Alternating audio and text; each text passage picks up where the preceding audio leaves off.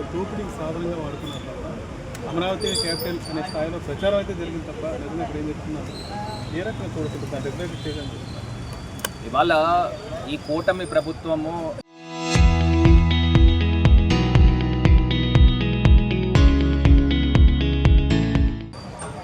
2.0 వచ్చింది. గతంలో వచ్చినప్పుడు అమరావతి క్యాపిటల్ అని చెప్పి అక్కడ ఒక ఇటుక ముక్క కూడా వేయకోకుండా ఇవాళ లోతట్టి ప్రాంతం ముంపుకు గురయ్యే రకంగా ప్రవర్తించిన సందర్భం మనం అంతా కూడా చూసాం. మన వరదలకు ఏమైంది. ఇప్పుడు చంద్రబాబు నాయుడు గారు మరొక కొత్త డ్రామాకి తెరదీశారు. నేను అడుగుతా ఉన్నా, మళ్ళీ వచ్చే ప్రభుత్వం కూడా మీరే అని చెప్పుకుంటున్నప్పుడు అక్కడ అమరావతి క్యాపిటల్ని మార్చేస్తారు అని చెప్పి ముసలి కన్నీరు ఎందుకు కారుస్తూ ఉన్నారని అడుగుతాం. ఇదే చంద్రబాబు నాయుడు గారు ఏం చెప్పారు, అసెంబ్లీ వేదికగా 2028 అంటే మళ్ళీ వచ్చే జనరల్ ఎలక్షన్ 2029, 2028లో క్యాపిటల్ నిర్మాణం అయిపోతుందని చెప్పిన ఈ వ్యక్తి అసలు ఎవరైనా అంత పెద్ద క్యాపిటల్ నిర్మాణం చేస్తే ఎవరు మారుస్తారండి? ఇప్పుడు క్యాపిటల్ నిర్మాణం 2028కి చేసేస్తానని చెప్తున్న వ్యక్తి చంద్రబాబు నాయుడు గారు కాదా అని అడుగుతా ఉన్నా. మరి 28కి నిర్మాణం చేస్తానన్నప్పుడు మళ్ళీ వచ్చే ప్రభుత్వము మార్చేస్తుందని ఈ అనుమానాలు ఎందుకు ప్రజల్లో క్రియేట్ చేస్తూ ఉన్నారు?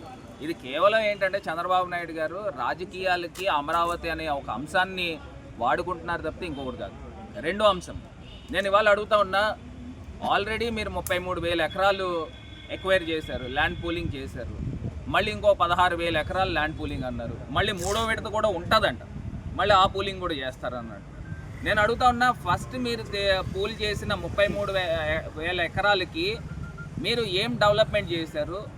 ఎవరైతే ఇన్ని వేల మంది రైతులు వాళ్ళ కష్టార్జితంతో సంపాదించుకున్న భూములకి మీరు ఏం ప్రగతి చూపించారని అడుగుతాం. మీరు 2014 నుంచి 19 దాకా అక్కడ ఏం జరిగింది? అదే రకంగా ఇప్పుడు మీరు 2 సంవత్సరాలు వచ్చింది, 2028కి మీరు అమరావతి క్యాపిటల్ కడతా అంటున్నారు.